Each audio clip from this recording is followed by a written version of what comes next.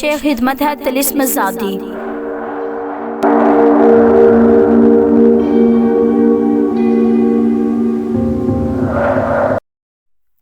نئی ویڈیوز کے لیے چینل کو سبسکرائب کیجیے اور بیل کے بٹن کو پریس کیجیے۔ شکریہ۔ قندیل بددستور مسکراتی رہی۔ اس کے انداز میں کوئی جھجک پیدا نہیں ہوتی اور یہی اس کی رضامندی تھی۔ اس کی ماں نے راؤ سکندر سے کہہ دیا کہ قندیل اس رشتے کے لیے راضی ہے، اور راؤ سکندر نے بھی بے تکلفی سے کرنل صاحب سے بات کی تو دونوں خاندانوں میں تیاریاں شروع ہو گئیں۔ قندیل کی منگنی کر دی گئی۔ منگنی کی رسم راؤ سکندر نے اپنے شایان شان ادا کی تو کرنل فیروز نے بھی کوئی کسر چھوڑی نہیں۔ دونوں خاندانوں کے دل ملے ہوئے تھے، اس لیے ہر کام نہایت خوش اسلوبی سے ہوا۔ قندیل کے ہونٹوں کی مسکراہٹ بتاتی تھی کہ وہ اس عمل سے خوش ہے اور اس میں کسی قسم کا کوئی طرف نہیں ہے۔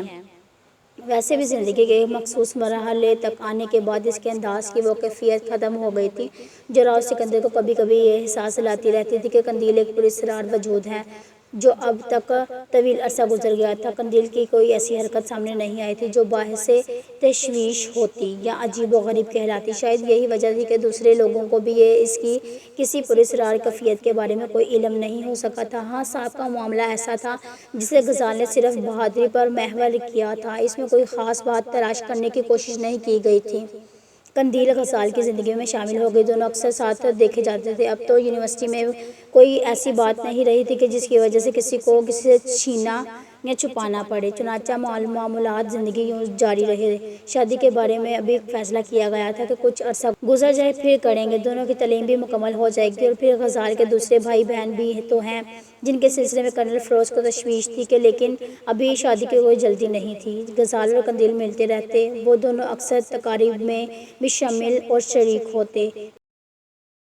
ایسی ہی ایک تقریب کی بات ہے، دونوں خاندان اس تقریب میں شریک تھے۔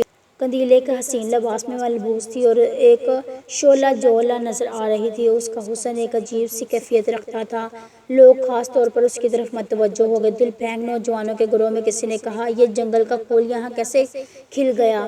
واقعی انوکھا حسن ہے۔ محفل لوٹ لی اس نے۔ مجھے جنگلی پھول ہے بے حد پسند ہے اور دوستوں میں بہت جلد اس پھول کو اپنی ملکیت حیثیت سے آپ کے سامنے پیش کروں گا۔ جس نوجوان نے یہ الفاظ کہے تھے وہ بہت صحت مند اور توانا سمارٹ لڑکا تھا۔ حالانکہ قندیل اس کا بہت فاصلہ تھا، لیکن نہ جانے کیوں قندیل نے اس کی طرف متوجہ ہو گئی۔ اس نے نوجوان کو اشارہ کیا اور نوجوان فخریہ انداز میں اس کی طرف بڑھ گیا۔ جو ہی قندیل کے قریب پہنچا، چٹاخ کی آواز اور زوردار آواز ابھری۔ لوگ ششدر ہو کر رہ گئے۔ نوجوان لڑکا زمین پر گرا پڑا تھا۔ اس کے آس پاس والے حیرانی کی وجہ سے اسے دیکھ رہے تھے اور اسے اٹھانا ہی بھول گئے تھے۔ قندیل کی آنکھیں خون کی طرح سرخ تھیں۔ اس نے ایک نگاہ قریب موجود لوگوں پر ڈالی اور پھر اس کے حلق سے آواز نکلی، پکڑو اس لڑکی کو، اس نے مجھے مارا ہے، کیا ایشو ہے اس کے ساتھ؟ اس نے حلق سے آواز نکالی، فوراً اس لڑکے کو باہر نکالو، اس کے ساتھ کیا ایشو ہے؟ اس نے انگلی سے نوجوان کی طرف اشارہ کیا۔ اس کی آواز میں گونج تھی، اس کی آواز میں ایک وقار تھا، ایک رعب تھا، دبدبا تھا۔ آنکھوں کی ہولناک سرخی اس قدر خوفناک تھی کہ لوگ گھبرا کر دو قدم پیچھے ہٹ گئے تھے۔ پھر ایک طرف سے غزال اور دوسری طرف سے راؤ سکندر دوڑے۔ وہ قندیل کے پاس پہنچ گئے۔ کسی سے بھی صورتحال معلوم نہ ہو سکی، لیکن نوجوان جو زمین پر پڑا ہوا تھا اٹھ نہ سکا تھا اور اس کا رخسار دیکھ کر بہت سے لوگوں کے منہ سے عجیب سی آوازیں نکل رہی تھیں۔ رخسار آہستہ آہستہ نیلا پڑتا جا رہا تھا اور ذرا سی دیر میں اس کا چہرہ رنگوں میں تقسیم ہو گیا تھا۔ وہ ایک ہی تھپڑ کھا کر بے ہوش ہو گیا تھا۔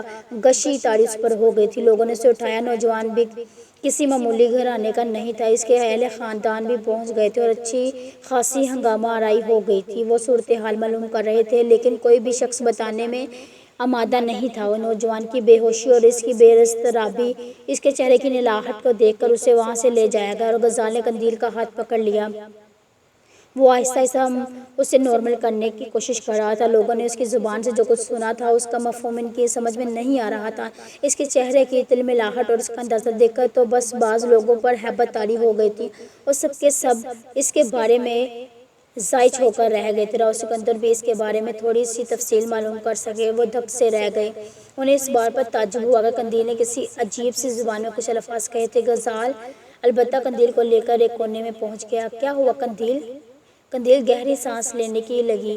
پھر اس نے آہستہ سے کہا، وہ مجھ سے بدتمیزی کر رہا تھا، اس نے میرے بارے میں ایسے جملے کسے جو میں سننے کے قابل نہیں تھی اور نہ ہی سن سکتی ہوں اور نہ ہی برداشت کر سکتی ہوں۔ سوچیں کیا؟ ہاں، اپنے ساتھیوں میں سے کچھ، اس نے گھٹیا الفاظ کہے تھے۔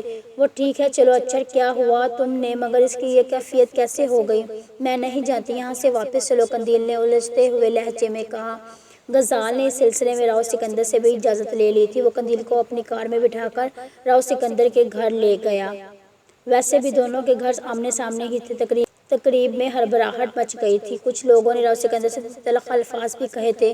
کرنل فیروز نے اس موقع پر صورتحال کو سنبھالا اور کہنے لگے، کوئی بھی لڑکی بلا وجہ اس قدر باساختہ نہیں ہوتی، اس سے بھی کچھ کیا ہوگا آپ کے لڑکے نے، صورتحال سامنے آ جائے گی۔ اور پھر نوجوان کے اہل خاندان کی دھمکیوں کے جواب میں کرنل فیروز نے جواب دیا، وہ راؤ سکندر کی بیٹی اور میرے گھر کی بہو ہے۔ اگر مجھے علم ہو گیا کہ اس کے ساتھ کوئی بدتمیزی ہوئی ہے تو میں آپ لوگوں کے حالات کے لیے تیار ہو جائیں، آپ کی حالات اور آپ کی تقدیر اور قسمت دونوں کو بگاڑ دوں گا۔ راؤ سکندر کی بیٹی زبان تو کسی سیارے کی بول رہی تھی۔ کیا راؤ سکندر پہلے کسی سیارے پر آباد تھے؟ میزبان نے بات بناتے ہوئے کہا۔ راؤ سکندر اور کرنل فیروز واپس آ گئے۔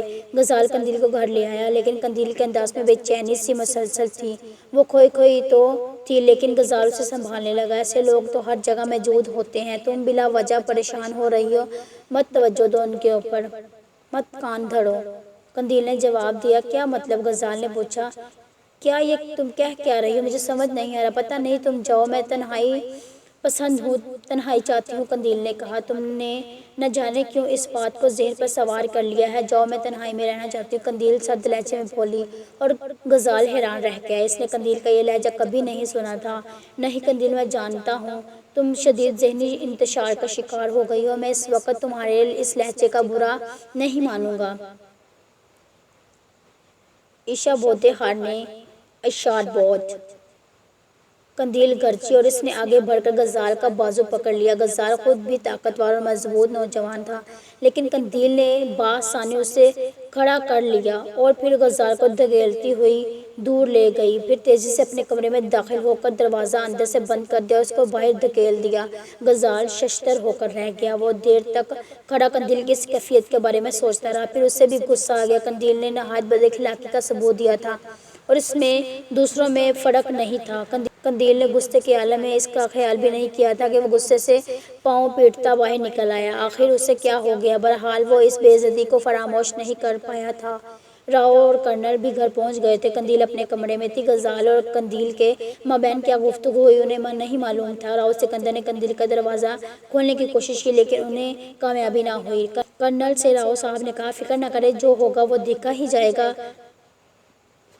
یقینی طور پر اس لڑکے نے کوئی بدتمیزی کی ہوگی۔ بہرحال غزال کی غیر موجودگی کو کسی نے محسوس ہی نہیں کیا تھا، لیکن غزال بھی دوبارہ قندیل کے پاس واپس نہیں آیا۔ راؤ سکندر اور سکوت قندیل سے دروازہ کھولنے کے لیے کہنے لگی، لیکن اس نے اندر سے کہہ دیا تھا کہ وہ ابھی دروازہ نہیں کھولے گی، وہ لوگ جائیں۔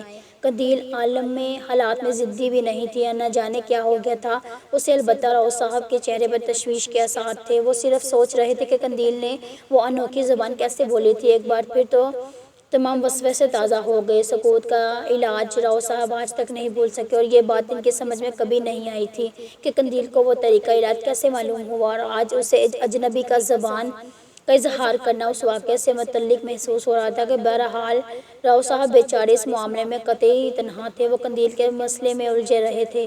سکوت جہاں رات کو سو گئی تھی، لیکن راؤ صاحب جاگتے رہے۔ اس وقت رات کے تقریباً 12:15 بج رہے تھے۔ I hope you like this video. Please like, share and subscribe to my channel, and don't forget the press bell icon.